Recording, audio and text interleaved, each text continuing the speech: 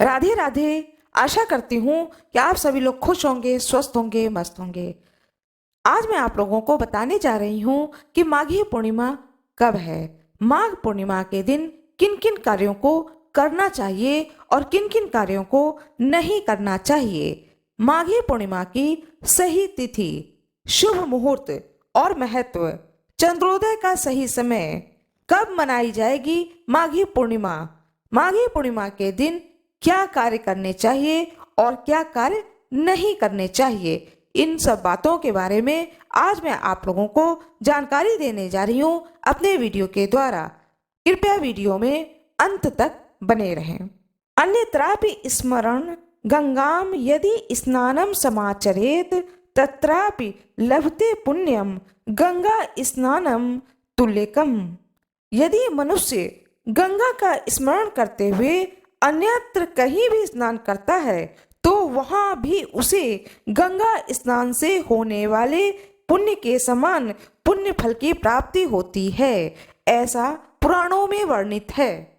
माघी पूर्णिमा को गंगा के जल में विधि पूर्वक स्नान करने से मनुष्य के सभी पाप नष्ट हो जाते हैं और अंत में वह शिव सायुज्य प्राप्त करता है, ऐसा पुराणों में वर्णित है। माघ मास की अंतिम तिथि जो कि पूर्णिमा तिथि पड़ती है, इस दिन से माघ मास का समापन हो जाता है। इसके बाद फाल्गुन मास आरंभ हो जाता है। माघ पूर्णिमा का धार्मिक दृष्टि से बहुत महत्व है। स्नान पर्वों का यह अंतिम दिन है। इस दिन स्नान आदि से निवृत्त होकर के विष्णु पूजन, पितृ श्राद्ध कर्म तथा भिखारियों को दान देने का विशेष फल है। इस तिथि को मुख्यतया गंगा स्नान करने से मनुष्य की सब बाधाएं दूर हो जाती हैं। गरीबों को भोजन, वस्त्र, तिल, कंबल, गुड़, कपास, घी, लड्डू, फल, चरण पादुकाएं आदि का दान किया जाता है।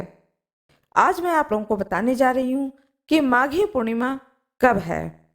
माघी पूर्णिमा का सही तारीख क्या है, सूर्योदय कब है, सूर्यास्त कब है, शुभ मुहूर्त कब है, क्या महत्व है, चंद्रोदय का समय क्या है। माघी पूर्णिमा के बारे में संपूर्ण जानकारी अपने वीडियो के द्वारा आप लोगों को देने जा रही हूँ। कृपया वीडियो में अंत तक बने रहें। कृपया वीडियो को लाइक जरूर कर दीजिएगा। कमेंट बॉक्स में जय श्री हरि विष्णु अवश्य ही लिख दीजिएगा।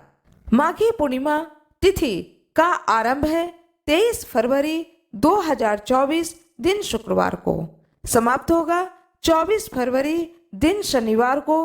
माघी पूर्णिमा व्रत किया जाएगा 24 फरवरी दिन शनिवार को, क्योंकि 24 फरवरी को उदया तिथि है। सूर्योदय के समय में जो तिथि पड़ जाती है वही तिथि सारा दिन माना जाता है। सूर्योदय के समय पूर्णिमा तिथि पड़ रही है 24 फरवरी 2024 को दिन शनिवार को।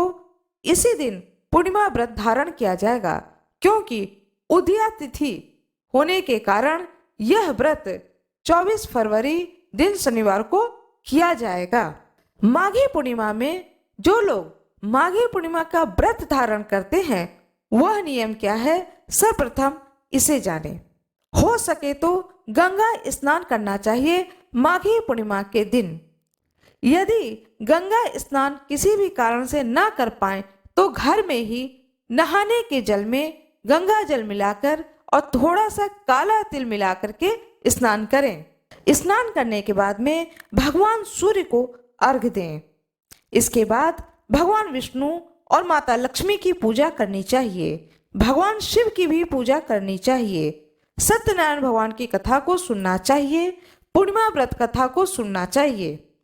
इस दिन पूरे दिन सीताराम सीताराम या फिर ओम नमो भगवते वासुदेवाय इस मंत्र का जाप करते रहना चाहिए। श्री हरि विष्णु को भोग स्वरूप जो ऋतु फल है वह चढ़ाएं। बेर का भोग अवश्य लगाएं। यह इस वक्त का बहुत ही सुंदर फल है, ऋतु फल बेर। और खीर का भोग अवश्य ही लगाएं। खीर माता लक्ष्मी को अत्यंत प्रिय है, इसलिए पूर्णिमा तिथि पर खीर का भोग माता लक्ष्मी को अवश्य ही लगाएं। शाम के समय में चंद्रमा को अर्घ दें। चंद्रोदय का समय है शाम को 6:24 पर। शाम की पूजा 6:24 के बाद करें। चंद्रमा को अर्घ दें। अपने घर के देवालय में, अपने घर के मंदिर में शाम का दीपक जलाएं। फिर भगवान श्री हरि विष्णु और माता लक्ष्मी की पूजा करें। मंदिर में जाकर के भगवान शिव के सामने दीपक अवश्य ही जलाएं। माघी पूर्णिमा के दिन दीपदान अवश्य ही करें। और चंद्रमा को अर्घ देने के बाद में व्रत का पारण किया जाता है। बहुत लोग दूसरे दिन व्रत का पारण करते हैं, यह अपने अपने विधि विधान के अनुसार है। बहुत लोग चंद्रमा को अर्घ देने के बाद में खीर पूरी ग्रहण करते हैं। इस प्रकार से इस व्रत को किया जाता है। आइए जानते हैं कि इस दिन स्नान, दान और तर्पण के क्या नियम हैं। सूर्योदय के समय ही स्नान, दान और तर्पण किया जाता है। गंगा स्नान का महत्व सूर्योदय के समय ही है। उसी समय स्नान किया जाता है, उसी समय पितरों को तर्पण दिया जाता है।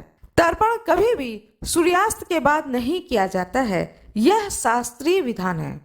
पूर्णिमा तिथि पर गंगा स्नान करना चाहिए और गंगा के तट पर ही तर्पण करें। पितरों को जल दें, ब्राह्मणों को भोजन कराएं। गंगा के किनारे पितरों के तर्पण करने से पितृ दोष की समाप्ति होती है और माघी पूर्णिमा के दिन जो कोई भी इस कार्य को करेगा वह पितृ दोष से मुक्त हो जाएगा। आइए जानते हैं माघी पूर्णिमा का इतना महत्व क्यों है। इस दिन पृथ्वी पर स्वर्ग लोक से देवी देवता स्नान करने के लिए आते हैं प्रयागराज में। सभी लोगों के पूर्वज पृथ्वी लोक पर आते हैं अपने तर्पण का भाग ग्रहण करने। जिन्हें तर्पण की प्राप्ति होती है वह पितर खुशी खुशी हंसते और नाचते हुए अपने वंशज को आशीर्वाद देते हुए जाते हैं, और जिन्हें प्राप्त नहीं होता है तर्पण, वह दुखी मन से इस पृथ्वी लोक से अपने लोक को जाते हैं। इस दिन से माघ स्नान, व्रत, यम, नियम आदि की समाप्ति हो जाती है।